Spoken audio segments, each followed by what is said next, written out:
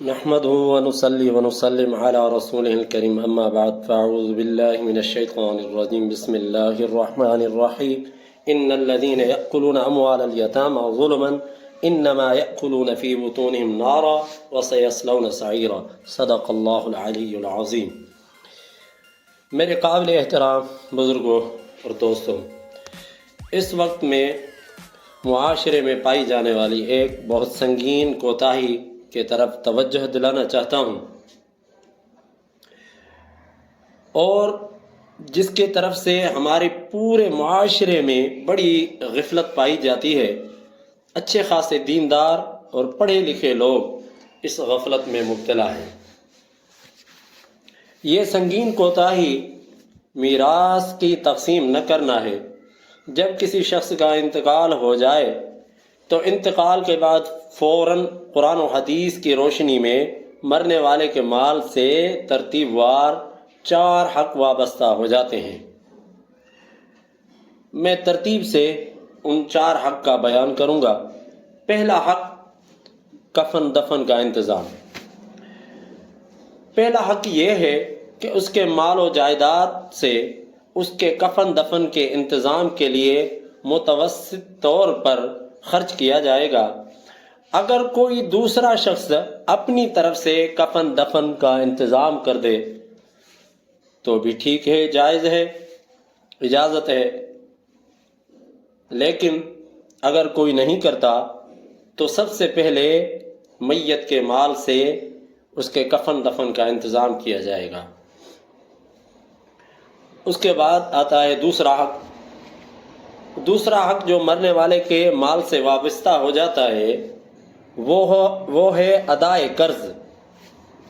لہذا دوسرے نمبر پہ یہ دیکھا جائے گا کہ مرنے والے نے کتنا قرضہ لیا تھا اور اس کے اوپر واجب الادا قرض کتنا ہے جو چھوڑ کے گیا ہے۔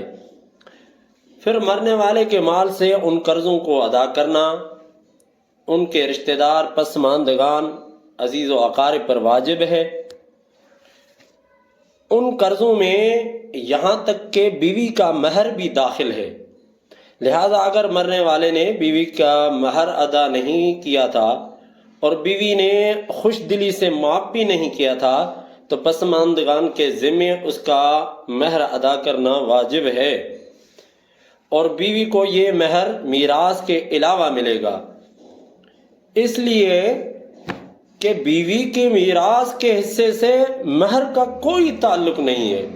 لہذا مہر الگ ادا کرنا ضروری ہے اور میراث کا حصہ الگ ادا کرنا ضروری ہے۔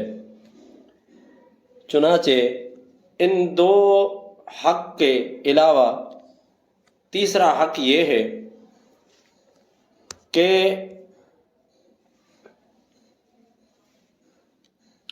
وارثین قرضوں کا اہتمام کریں گے۔ تیسرا حق ہے مرنے والے کے مال سے وابستہ ہو جاتا ہے۔ تیسرا حق جو مرنے والے کے مال سے وابستہ ہو جاتا ہے وہ ہے وصیت۔ لہذا یہ دیکھا جائے گا کہ مرنے والے نے کوئی جائز وصیت کی ہے یا نہیں۔ اگر کوئی جائز وصیت کی ہے تو باقی مال و جائیداد کے 1/3 حصے کے حد تک ان وصیتوں کو پورا کیا جائے گا۔ البتہ اگر اس نے کوئی ناجائز وصیت کی ہے تو اس کو پورا کرنا جائز نہیں ہے۔ جو جائز وصیتیں ہیں تو اس کو 1/3 حصے تک پورا کیا جائے گا۔ مثلا اس کے کچھ نمازیں قضا ہو گئی تھی جن کو وہ پورا نہیں کر سکا، اور مرنے سے پہلے اس نے وصیت کر دی کہ میرے نمازوں کا فدیہ ادا کیا جائے۔ یا مثلا کچھ روزے چھوٹ گئے تھے اور زندگی میں ان کو قضا نہیں کر سکا، اور اس کی وصیت کر دی کہ میرے روزوں کا فدیہ ادا کر دیا جائے۔ یا اس پر حج فرض ہو چکا تھا لیکن زندگی میں وہ حج پر نہ جا سکا اور وصیت کر دی کہ میرے مرنے کے بعد میری طرف سے حج بدل کیا جائے، یا مثلا اس نے وصیت کر دی کہ میرے مرنے کے بعد فلاں مسجد کی تعمیر میں 10,000 روپے 20,000 روپے یا 50,000 روپے کا مال لگا دینا، یا فلاں شخص کو یا فلاں دوست کو اتنے پیسے میرے طرف سے بطور امداد دے دینا، یا اتنے پیسے خیرات کر دینا وغیرہ وغیرہ، یہ سب جائز وصیتیں ہیں۔ لہذا ایک یا ایک سے زائد وصیت کی ہو تو اس کے باقی مال کے 1/3 کے حد تک اس کو پورا کرنا واجب ہے۔ اگر ورثاء ان کو پورا نہیں کریں گے تو گنہگار ہوں گے۔ البتہ مرنے والے نے جو وصیت کی ہے، اگر وہ 1/3 مال کے ذریعے پوری نہیں ہوتی تو اس صورت میں وارثین کے ذمے صرف 1/3 حد تک اس وصیت کو نافذ کرنا واجب ہے۔ اس سے زیادہ کی وصیت نافذ کرنا اور نہ کرنا وارثین کے اختیار میں ہے۔ اگر کر دیں تب بھی ٹھیک ہے، نہ کر دیں تو ان کے اوپر اس کا کوئی وبال نہیں، اس کا کوئی گناہ نہیں، کیونکہ مرنے والے کے مال سے 2/3 میں شرعاً وارثین کا حق ثابت ہو چکا ہے۔ یہ تو تھی 3 وصیتیں، اور یہ تو تھے 3 حقوق جو مرنے والے میت سے وابستہ ہو جاتے ہیں۔ چوتھا حق ہے وراثت۔ چوتھا حق یہ ہے کہ وصیت نافذ کرنے والے کے بعد جو 2/3 مال بچے، اس کو شریعت کے بتائے ہوئے اصولوں کے مطابق وارثین میں تقسیم کر دیا جائے گا۔ اس چوتھے حق کے بارے میں آج کل معاشرے میں بڑی غفلت پائی جا رہی ہے، اور بہت سے لوگ تو یہ جانتے ہی نہیں کہ مرنے والے کے مال کو وارثین میں تقسیم کرنا چاہیے، اور جو لوگ جانتے ہیں کہ یہ بھی ایک اہم فریضہ ہے لیکن اس کے باوجود ان میں سے بہت سے لوگ اس پر عمل نہیں کرتے، بلکہ جس وارث کے قبضے میں جو مال ہوتا ہے وہی اس کا مالک بن بیٹھتا ہے، جس کی وجہ سے وہ سنگین گناہوں کا مرتکب ہوتا ہے۔ اس غفلت کا اندازہ اس سے لگائیں کہ آج کل روزانہ کثرت سے اموات ہو رہی ہیں، مرد بھی مر رہے ہیں، عورتیں بھی مر رہی ہیں، بچے بھی موت کے آغوش میں جا رہے ہیں۔ اس کثرت اموال کا نتیجہ یہ ہونا چاہیے تھا کہ شہر کے اندر جتنے دارالافتاء ہیں ان سب میں سے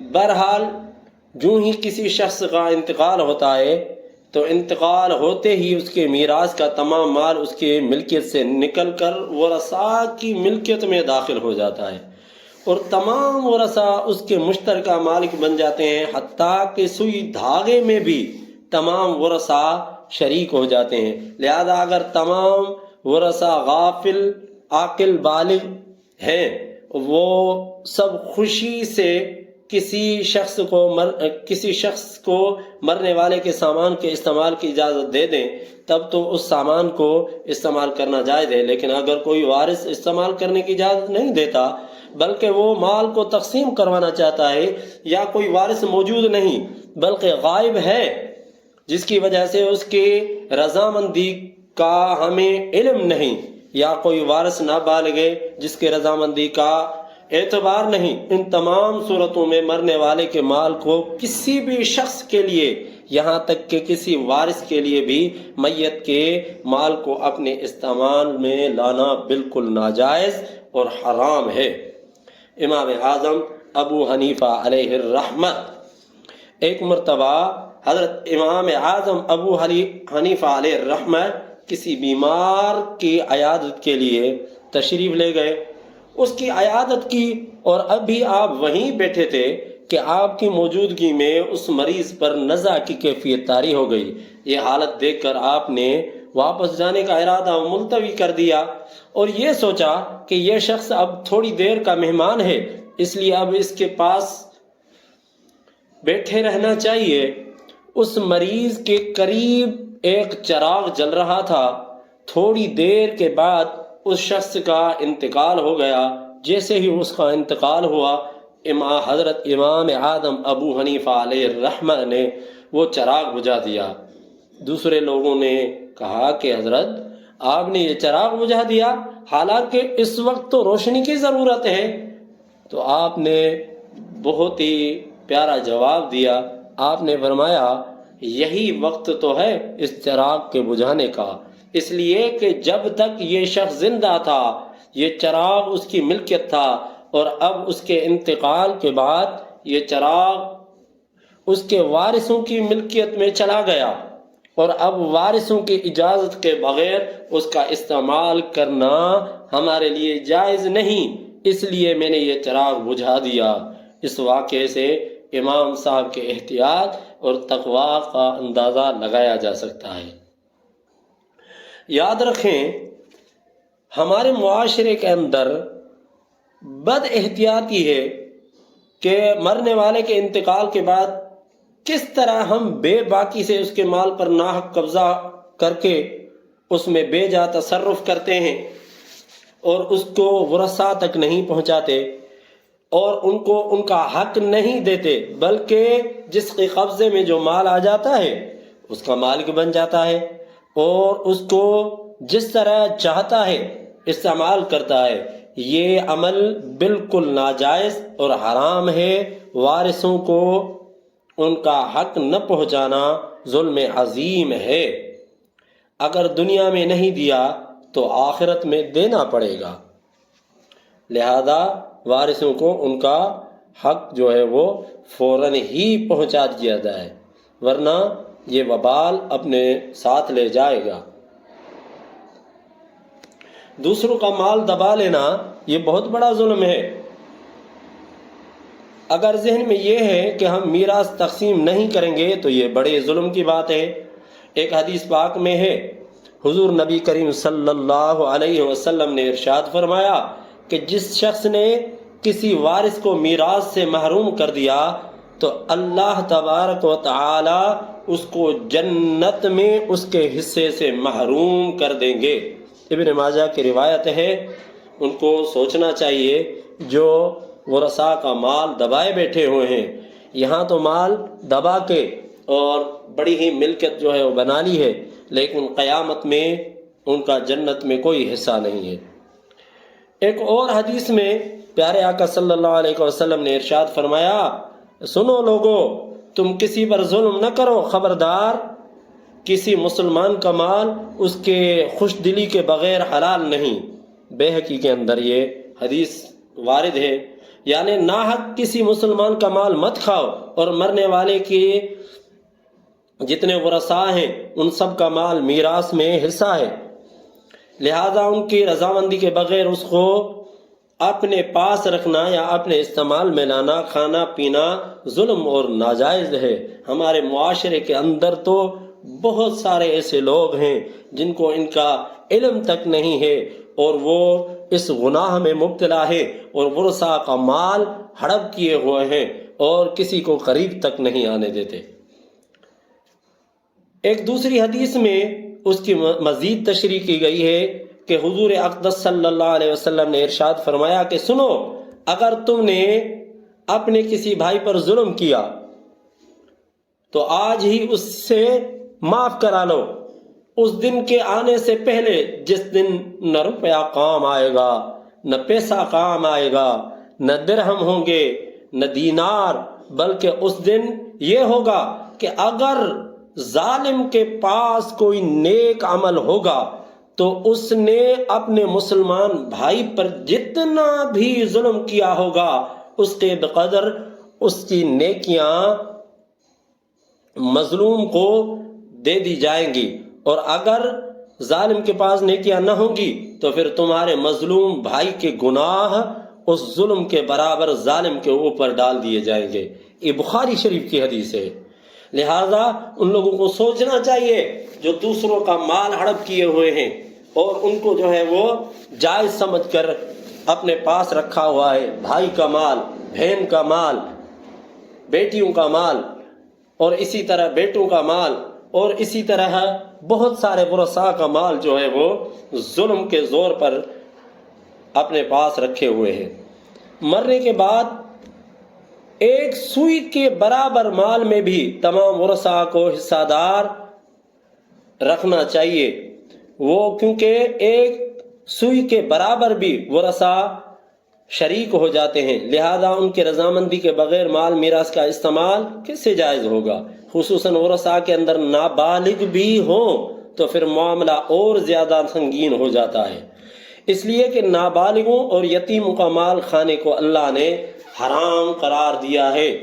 قرآن کریم و فرقان حمید سورہ نساء آیت نمبر 10 اللہ تبارک و تعالیٰ کا ارشاد، ان الذین یأکلون اموال الیتامی، بے شک وہ لوگ جو یتیم کا مال کھاتے ہیں،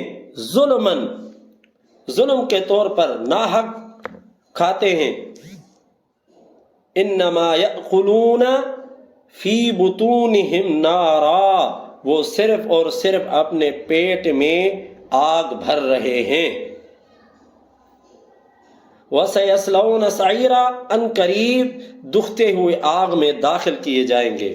کتنا عظیم گناہ، اور ہم جو ہے لاپرواہ اور بے پرواہ ہو کر یتیم کا مال کھاتے ہیں، ورثاء کا مال کھاتے ہیں۔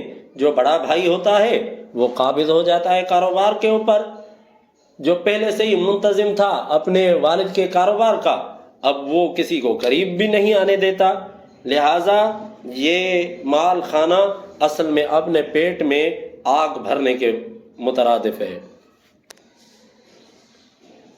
اللہ تبارک و تعالیٰ سے دعا ہے ہم سب کو قرآن کریم و فرقان حمید اور پیارے آقا صلی اللہ علیہ وسلم کی احادیث پاک کو سن کر ان پر عمل کرنے کی توفیق نصیب فرمائے۔ آئیے آپ کو میں ایک عبرتناک واقعہ سناتا ہوں، جو کسی کا حق کھاتا ہے تو اس پر اللہ کا کتنا بڑا عذاب ہوتا ہے۔ ایک بزرگ نے،